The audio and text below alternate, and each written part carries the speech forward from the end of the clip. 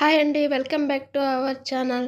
ఈరోజు వీడియో ఏంటంటే ఎన్నో పోషకాలు కలిగినటువంటి అరటి పువ్వుతో ఎప్పుడూ రొటీన్గా చేసుకునే కర్రీసే కాకుండా ఇలా అలసందలు అరటి పువ్వు కాంబినేషన్లో వడలు ఎలా చేయాలో చూసేద్దాం రండి. ముందుగా అరటి పువ్వులను సపరేట్ చేసి వాటిని సన్నని ముక్కలుగా కట్ చేసుకుని ఉప్పు నీటిలో వేసి పక్కన పెట్టుకోవాలి. ఇప్పుడు అలసందలు తీసుకొని వీటిని 6 గంటల ముందు నానబెట్టుకున్నానండి. వాటిని 2 సార్లు శుభ్రంగా కడిగి ఒక మిక్సీ జార్లోకి తీసుకోవాలి. ఇందులో సరిపడా ఉప్పు, అల్లం ముక్కలు, వెల్లుల్లి రెబ్బలు, చిటికెడు దాల్చిన చెక్క వేసుకొని కచ్చా పచ్చగా గ్రైండ్ చేసుకోవాలి. ఇలా గ్రైండ్ చేసుకున్న మిశ్రమాన్ని ఒక బౌల్లోకి తీసుకోవాలి.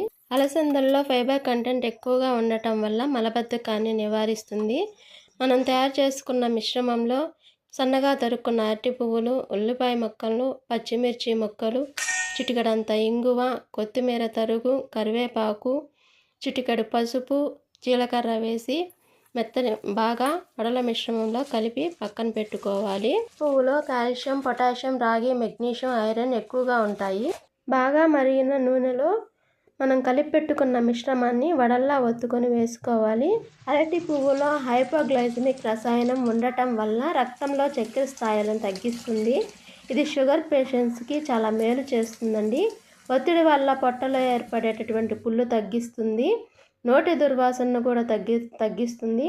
ముఖ్యంగా స్త్రీలలో ఏర్పడేటటువంటి గర్భాశయ లోపాలు, ఇర్రెగ్యులర్ పీరియడ్స్ని నివారిస్తుందండి. మరీ ముఖ్యంగా అయితే మూత్రపిండాలలో ఏర్పడినటువంటి రాళ్ళను కరిగించడానికి బాగా పనిచేస్తుంది. బీపీ కంట్రోల్లో ఉంచుతుంది.